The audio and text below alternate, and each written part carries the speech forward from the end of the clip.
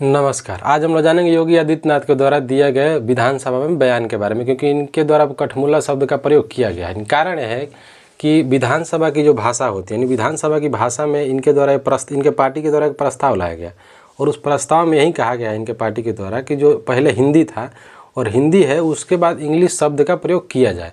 English शब्द का जब इनके पार्टी के द्वारा जब प्रस्ताव रखा गया तो जो उनके विपक्षी दल है, यानी जो सपा के जो नेता थे, उन लोगों द्वारा ये मतलब ये दलील दी गई। उनके द्वारा ये भी सुझाव दिया गया कि यदि आप इंग्लिश का प्रयोग करते हैं तो उर्दू को भी इसमें ऐड कर दिया जाए। फिर इनके द्वारा कहा जाता है, यानी ये जो नेता का जवाब देते हैं इसी में कठमुल्ला शब्द का प्रयोग करते हैं, लेकिन इसमें कोई कार्रवाई इनके ऊपर नहीं की जा सकती, क्योंकि जो विधानसभा की भाषा है अनुच्छेद 194 में इसका प्रावधान किया गया है। जो संविधान का अनुच्छेद होता है 194 में कहा गया है कि जो मंत्रियों का अधिकार होता है, यानी जो संविधान है, संविधान में 105 में लोकसभा के जो सदस्य होते हैं उनका अधिकार होता है, कुछ भी बोल सकता है लोकसभा में, उसके ऊपर कार्रवाई नहीं की जा सकती। और जो विधानसभा है, विधानसभा के भी जो सदस्य होते हैं उनका भी अधिकार होता है। उनके अधिकार के बारे में कहा गया 194 में और लोकसभा में कहा गया 105 में। यानी इनके जो द्वारा जो लोकसभा में बोली गई भाषा होगी उस पर कार्रवाई नहीं की जाएगी, यानी इनकी स्वतंत्रता होगी, बोलने की स्वतंत्रता होगी। तो इनके द्वारा यानी कुछ लोग इनके दिया गया बयान, और फिर जो विपक्षी दल जैसे अखिलेश यादव के द्वारा ये बयान, इसका टिप्पणी इस पर की गई कि ये बात गलत है।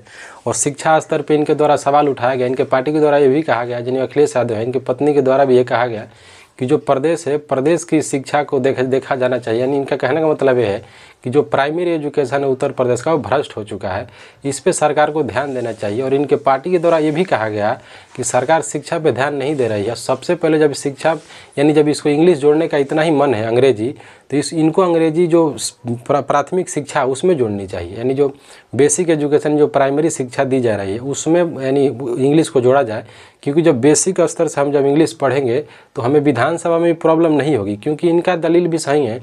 कारण है कि जो हमारी एजुकेशन है, हमारी जो लोकल एजुकेशन, जैसे हम लोग मेनली भाषा कहीं पे भोजपुरी है, कहीं पे अवधी है, उत्तर प्रदेश की मेनली भोजपुरी, अवधी, बघेली ऐसा आता है।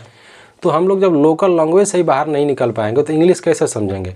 कारण है कि जो नेता हम लोग चुनेंगे, यानी जो इनकी जो पार्टी है, यानी जो कांग्रेस पार्टी है और सपा के द्वारा कहा गया कि जो हमारे मेंबर होंगे, यानी जो हमारे जो MP MLA होंगे, यानी जो विधायक होंगे, विधायक भी तो हमारा ही स्तर से चुन के जाएंगे।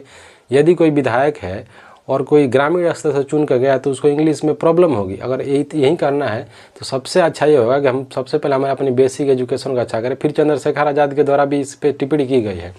मुख्य बात यह है कि कुछ लोगों के द्वारा, नहीं जो बीजेपी का जो उद्देश्य है, मेन रूप से इनके द्वारा बार बार टारगेट किया जाता है कि उर्दू जो है, उर्दू पाकिस्तान की भाषा है, नहीं। और इस्लाम की भाषा भी उर्दू नहीं है, क्योंकि इस्लाम जो उदय हुआ था, इस्लाम का जब उदय हुआ तो अरबी में हुआ था और इस्लामिक सारी किताबें अरबी में लिखी गई, अरबी में सारा बात लिखा गया है। और ऐसा नहीं जो बाबरनामा है, अकबरनामा है, तो ये सब जो लिखा गया भी तो अरबी में, यानी जो ये भी उर्दू में नहीं लिखा गया है, क्योंकि उर्दू का विकास भारत में हुआ है। और बाबरनामा ये सब फारसी लिखते हैं, यानी तुर्क जो आए थे, तुर्क लोग भी उर्दू का प्रयोग नहीं करते थे, उनकी अपनी भाषा थी, फारसी में लिखते थे। तुझके बाबरी हो गया। फिर जो जहांगीर है, जहांगीरनामा लिखता है, जहांगीर खुद अपनी किताब में अपनी भाषा में नहीं लिखता, फिर फारसी में अपनी बात लिखता है। तो अकबर के समय जब आता है, और अकबर से नहीं, जो दिल्ली सल्तनत होता है उसी समय उर्दू का विकास होता है। और आज भी अगर हम उर्दू बोलते हैं, अगर उर्दू ना रहे तो हिंदी नहीं बोल पाएंगे हम लोग। जो हमारी जितनी भी भाषाएँ होती हैं उसमें 50% हिंदी और 50% उर्दू होता है। और फिर उर्दू के बहुत बड़े कवि हुए, जैसे मुंशी प्रेमचंद हो गए, ऐसे बहुत बड़े बड़े अध्यापक हो गए, बहुत बड़े बड़े लेखक हो गए। तो हिंदी का विकास, उर्दू का विकास किसी प्रदेश में नहीं, उत्तर प्रदेश से ही इसका विकास भी होता है। तो ये भी समझने वाली बात है कि जो उर्दू है, उर्दू का विकास भी उत्तर प्रदेश से होता है, जहाँ के बहुत मशहूर जो कवि थे, सूफी संत हैं, जिनका नाम ही निजामुद्दीन औलिया आते हैं, यही इसी उत्तर प्रदेश से। और यहीं के आते हैं अमीर खुसरो का भी बहुत बड़ा योगदान है, क्योंकि अगर अमीर खुसरो का साहित्य निकाल दिया जाए तो हिंदी गाएंगे कैसे। जो जितना भी वर्तमान समय का गाना बनाया जा रहा है हिंदी में, अगर उर्दू ना रहे तो सारा अधूरा है। तो इस चीज़ पर लड़ाई व्यर्थ है, क्योंकि बिना उर्दू का हिंदी व्यर्थ है और बिना हिंदी का उर्दू व्यर्थ है। यानी दोनों एक दूसरे का संपूरक है। और ये संविधान हमें आज़ादी देता है भाषा का। इसमें संसद चाहे तो कानून बना सकती है, चाहे तो नहीं भी बना सकती है। और भाषा भी अपना राइट्स होता है।